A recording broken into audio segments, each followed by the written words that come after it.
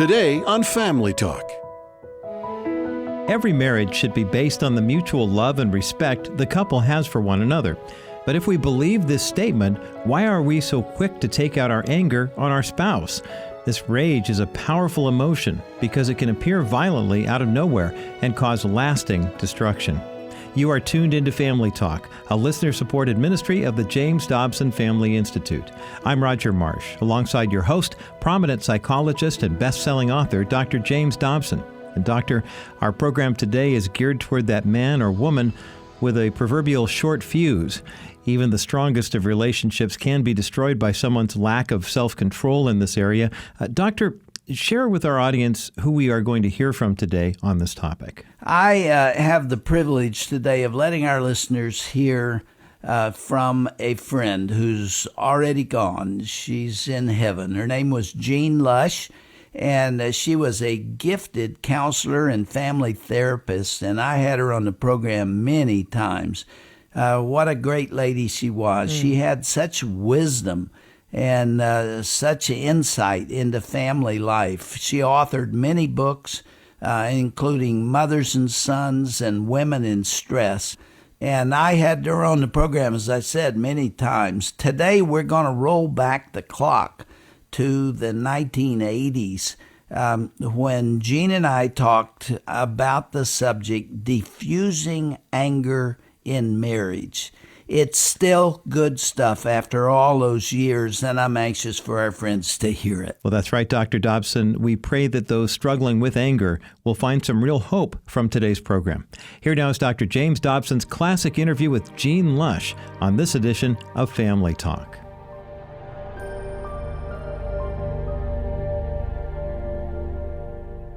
Let me just start with this question. In the late 60s and early 70s, all the schools of psychology, certainly all the secular schools of psychology, and most of the counseling programs were telling people that stored anger becomes hate. Therefore, never store it, ventilate it, and if you feel angry, lash out at the other person. And counseling programs were designed where they taught people to hit each other with what they called encounter bats, which were foamy-like things, slam the fist on the table and scream and curse and say mean things about your parents and so on. We came through a whole era of that. I never bought it. I know you never bought it, but that was the psychology of the 70s. Where are we now? How do you see anger, and when should it find expression? I could never buy it because I very quickly found that it escalates itself into a vicious cycle that went on, because I think the more anger we're going to express in a way that attacks another, the more it'll generate. Yeah. Now, I feel that we have to find ways of expressing anger so it literally goes into the ground. Mm-hmm. You see what I mean? That doesn't become destructive to another person. I feel that many marriages are destroyed, you see, through these very theories. Too many people have come and gone through this, you see, in their marriages, and then we find that love goes out of the door. You know what I mean? There's a great deal of anger constantly expressed. Yeah, if I could make an analogy, I think the psychologists of the early 60s thought of anger as a quantity. Let's say you have 10 ounces of anger. So let's open the valve and let's release 10 ounces of anger and let it run into the ground, and then you will have zero anger. But instead, the process of releasing that anger produced 20 ounces of anger. In other words, the very process of ventilating and of expressing it to the other person and screaming and doing all that you do to let it go, it builds additional hostility and conflict. So it's not really a ventilation at all. No, it isn't. And you see, marriage cannot afford that. Because, I've always felt that the love in a marriage has got to be guarded very carefully. And so I just don't think that great love can stand too much anger. It can stand some. But the trouble with anger is it escalates, you see, until it becomes destructive. And in no time it does, because when one person expresses it, the other's only waiting their turn to hit back, you see, with more anger. And so it begins something that eventually people who once had great love for each other wake up one morning and find it's simply gone because it's really really been destroyed. All right, I'll play devil's advocate with you. I'm a woman. I worked 3 hours fixing a meal for my husband, and I had candles on the table, and I fixed the favorite thing that he wanted. He knew I was doing this, and he came walking in an hour and a half late. It was cold. The evening was ruined. I feel that he's disrespected me, and he could have at least picked up the phone and called me, and I am white hot with anger when he walks in. How can I keep from feeling that way? And if I feel that way, shouldn't I jolly well tell him about it? I don't think you can keep from feeling that way, but when it comes to jolly well letting it out, then I'm going to say, hey, wait a minute, let's see what we can do about this. Perhaps it would be better to wait and think it over a little bit. And because if we do it right away, okay, so we'll take that point that the brute has disregarded all our feelings, and I don't feel loved, you see here. Yeah. All right, when he walks in at that time, our tension is high, isn't it? Yes. And we're going to really let him have it. But the trouble is, at the height of the tension, we're going to bring something else in. So this is the kind of thing that we will do. What do you mean? You'll remind him of the last time he did something dumb. And I might say to him, well, this isn't the first time that's happened. Then in no time I'm saying, you always do this to me. In fact, I remember right back in our honeymoon, you don't care about the way I feel. You see, in no time, when you start in, while at the height of the tension, you're going to bring in a lot of other things. You build a case. You build a case, and in no time there are accusations hurled. All right, now supposing now I want to really guard my marriage. I am feeling mad, say. Now, I might decide at that time not to say anything until I've had a chance, to think this over, because I don't want this to happen again, but I don't want to have a row right now.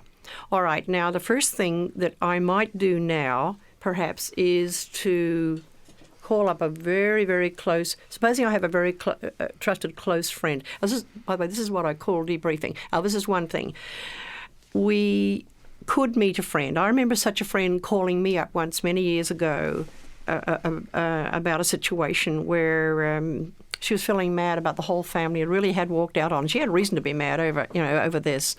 But instead of having it out with the family, she called me first, and we sat down just for an hour and a half, and she talked over the situation.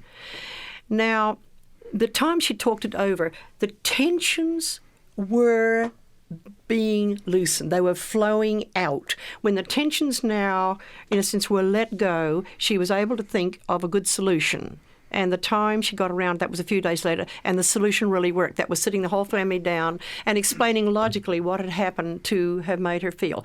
Now, she might say something like this, not, you don't care how I feel, you know what I mean? Mm-hmm.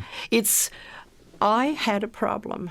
With the way things went last weekend, I found that everybody went out and I was left to do the full brunt of the work. And, that isn't really the way a family can run.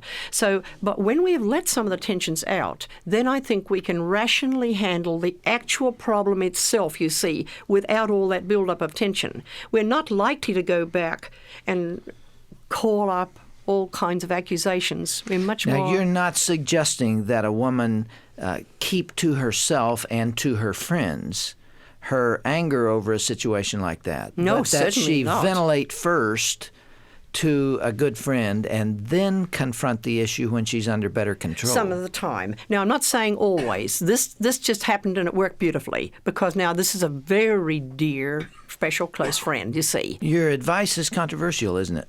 Very controversial here. I'm not sure that I know anyone else who is saying when you're angry, don't blow it off. Wait a bit. Wait a bit. Can I go back to when I first learnt this lesson? And this was a crisis in my life. As I said, I came from a fantastically wonderful home. And now I'm going to tell you something kind of very special. I received a letter from my mother, and it was a letter which upset me because it was criticizing everything that I was doing, you know what I mean, moaning about the kids' behavior. And two of my children were awfully lively when they were kids, and they were hard going.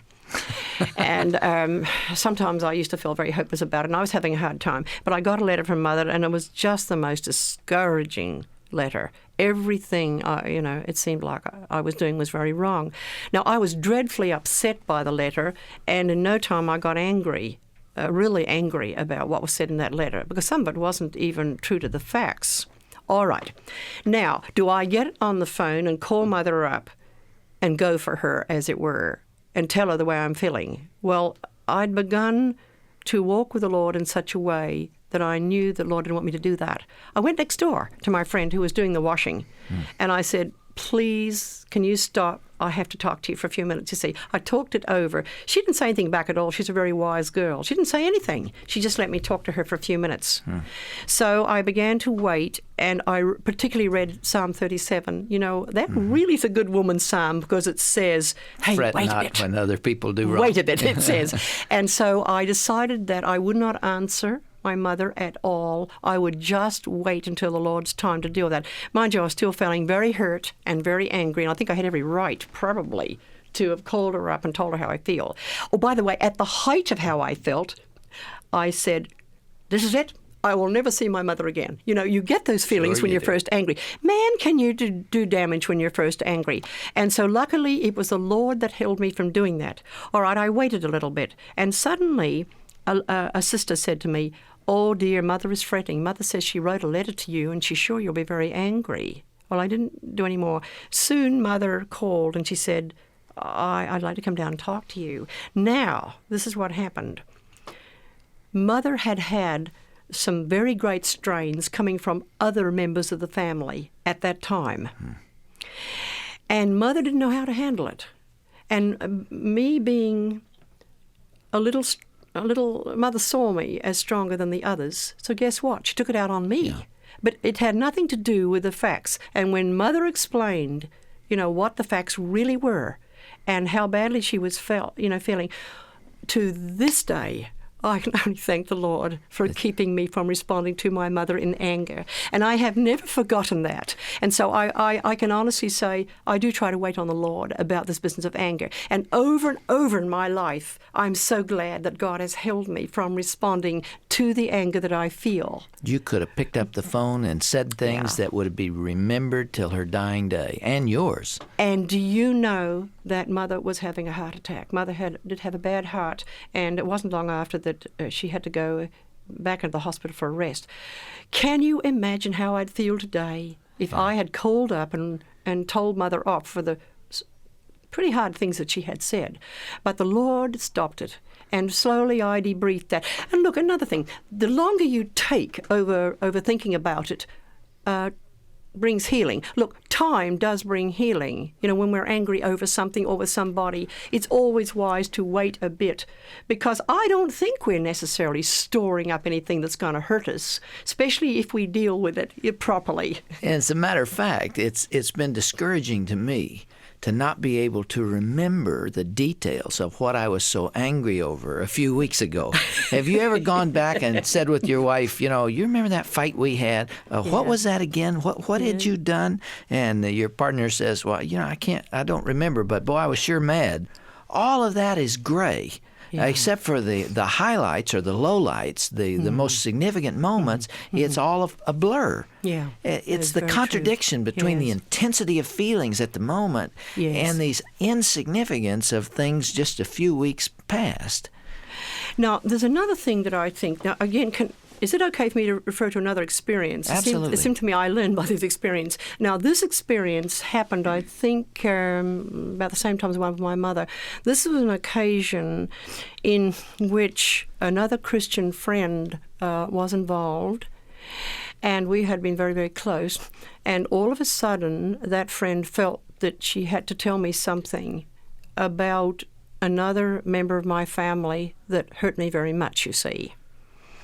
And I was terribly, terribly angry. I never remembered any time in my life feeling so angry with a friend that I had never had a crossword with up to this time.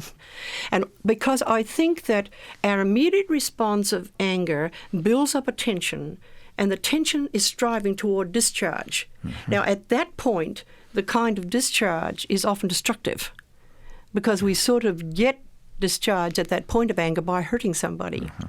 Now, this happened on a Friday night, And I think my husband was at the time away preaching, so I had no one to talk it over with. You see, I was alone with my children at the time. And I found next day I was so disturbed by the anger that I was feeling that I couldn't concentrate on anything. I was like a driven animal in a cage, you know what I mean? Trying this, trying that, and feeling vengeance and hate and all the yucky negative feelings that you can imagine was going through my mind. And by Sunday, I sent all the kids off early to Sunday school, and I knew that I could not touch my Bible at that time. I felt so angry. But I decided now that I would explore the verses in the Bible, everything I could find about anger in the Bible. And I particularly found parts, that mean of, let's see, it's the 13th of Hebrews, 12th chapter of Romans, Psalm 37, many passages now here that talked about if anger gets a hold, it becomes a root of bitterness and hurts other people. And I also learned that vengeance was mine, saith the Lord, and there were many passages on how you wait on the Lord. Now, at that time, I had no real teaching that taught me how to handle that anger. So I got down on my knees and I said, all right, Lord, I will do everything in your word that you've said to do. And of course I found plenty of instructions. Wait on the Lord, return good for evil, vengeance is mine, saith the Lord. And it suddenly dawned on me, now, by the way, now I can give a name to it, but I didn't. I released my right to have that anger to the Lord. On my knees I said, all right, Lord, I give it to you. I can't help the way I feel, but I give you the resolution of this. You see, I won't do anything now. I'm not going to do a thing. I'm going to give it over to you. Now, that was about on a Sunday. I was able to continue my work that day. It was so interesting because Monday I found I did quite a lot of work. I still felt pretty mad, but it was ebbing. And I had a feeling the Lord was going to undertake.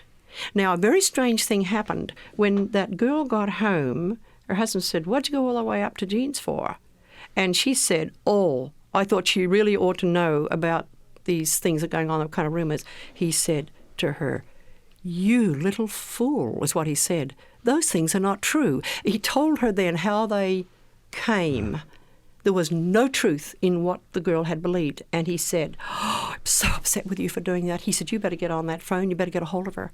Now, the strange part was, never had I been so angry with anybody in my life as I was at that time. By the Tuesday night, when my friend called and she said, how can I ever put this right? I find now what I said to you wasn't true. But the funny thing was I said, forget it. Just not bother with it. But, the Lord had done that. See, by releasing my anger to the Lord truly took it out. We went on with our work tremendously, and it was gone. Now, this is for the Christian. Jean, let's talk about other things for the Christian and the non-Christian. I suppose this would work in both contexts. But not only can you ventilate anger by talking to a friend and waiting, what about exercise as a debriefing or a reduction of tension? I call that defusing. Now, there comes a time when we're really mad, here and now. We're feeling kind of vicious with all the tension, that we can really translate that into action. This is the time to clean the basement out, clean the garage out, go prune those prickly roses, go dig the garden. And when I'm with groups and dealing with this, it's fun to hear the different ways. Women know how to diffuse very often. And the things they say, a lot of them, of course, say they just go shopping. And they walk round and round until some of this is ebbed out. And so women have learned many ways, I think, already to deal with this. But debriefing I call more talking it out or doing something creative. A woman may play the piano. By the way, I don't despise listening to TV either at this time. I think often we vicariously identify with characters on the TV that may be doing something aggressive. It's almost like we transfer our anger harmlessly to somebody else who's acting it out for us. And so I sometimes think that TV has some uses, very great uses there. And I think men who, watching the sports and the cops and robbers, have you ever watched a man watching sport? He leaves his seat, he sometimes jumps into the air, and you can see men diffusing, as they watch sport. And they are clenching their fists, they're moving with it. You see, they are literally letting go tensions built up during the day vicariously, sometimes as they watch healthy competitive aggression in others. We know men are more aggressive than women, generally speaking. That's a generalization, but Yes, that tends yes. to be true. Are women more or less angry than men? Now that's a difficult one for me to even guess at. I think that women have a longer time lag over a lot of things than men do. Like a man can make up his mind, and the funny part is his emotions tend to come quickly in behind the decision. But I think with often the woman makes a decision, but the emotions don't come into line that fast. I've often called it, there's an emotional time lag, you see, that operates, I think, with women. I'll probably get chewed up for saying this, but it's happened before, so I'll cope with it. I don't know whether men or women have a greater anger. I don't know in which sex there's the greatest anger. But I do firmly believe that there is more anger at the mate on the part of women than there is on the part of men. I believe women are more angry at their husbands than their husbands are at their wives. Husband's anger may be directed at his boss or his competitor or as someone outside the home. But when it comes into the domestic situation, it seems to me what a man most wants from his home is tranquility. He wants to come home to a tranquil home. He wants the kids under control. He wants them clean. He wants the house reasonably straight. And he wants the washing machine working. And he wants his wife happy. And often he comes home instead to a very angry wife. Yes, I think I'm going to go along with that too. And I think that often women hold over perhaps anger a little longer. As I watch people getting over affairs particularly, I think, I've seen sometimes men deal with it faster than women and put it behind them, where women take a long time perhaps, to get over the same kind of hurt in their mate. So maybe I would, really go along with that. Let me try to summarize what you've been saying, and you tell me whether I've done it correctly. Your message, in essence, is that instead of doing what your impulse first tells you to do, which is to pull up every dirty, nasty, mean thing you can think of and hurl it in anger at your partner when he has offended you or she has offended you, you are suggesting that they take a few moments or maybe a day or two to work through that anger and then come back to that person and deal with the issue. You are not saying they should ignore the issue and let it be accumulated. No, I'm not at all. I am saying, though, it needs time. Look, I think hurling anger, again, is a luxury you can't afford in a marriage. Oh, yes, it brings immediate catharsis, perhaps, but you're going to have something bitter there to deal with that goes on and on and on. And so it does not pay in the long run. And so I feel that people have got to regard love as a tender, fragile thing that has to be guarded all the time. And it can't handle anger, or very little of it, is the way I feel about it now. I don't think love is a tough, eternal thing at all between a man and a woman. And this is why I say, hey, husband and wife, be careful how you use your anger. Be careful how you use your anger. And above all things, your marriage isn't the place to vent all that anger, even though your other spouse has upset you. And that's the way I feel about it, very strongly. Gene, thanks for being our guest again. This is Roger Marsh once again, and I hope you've been encouraged by today's edition of Family Talk. This classic broadcast featured Dr. Dobson's conversation with the late author and counselor Gene Lush. Now, this interview was recorded over 30 years ago, but there's still a great deal of wisdom for marriages even today. To learn more about some of Gene's insightful books, visit the broadcast page here at drjamesdobson.org. That's drjamesdobson.org, and then click onto today's broadcast page. While you're on our site, I encourage you to also check out our informative blog page as well. We have numerous entries from Dr. Dobson, Dr. Tim Clinton, and also several of our past radio guests as well. Our bloggers focus on many key issues, such as parenting, marriage, faith, and culture. Here at Family Talk, we want to support you and your family the best way we can, so take some time and read through some of our uplifting blogs when you go to drjamesdobson.org. Thanks so much for joining us for today's program. Be sure to tune in again next time to hear Dr. Dobson's recent conversation with his dear friend, Dr. Walt Larimore. They'll look at a Christian's responsibility for taking care of their health and wellness. It's a practical conversation that you won't want to miss, coming your way tomorrow right here on Family Talk. Have a blessed day.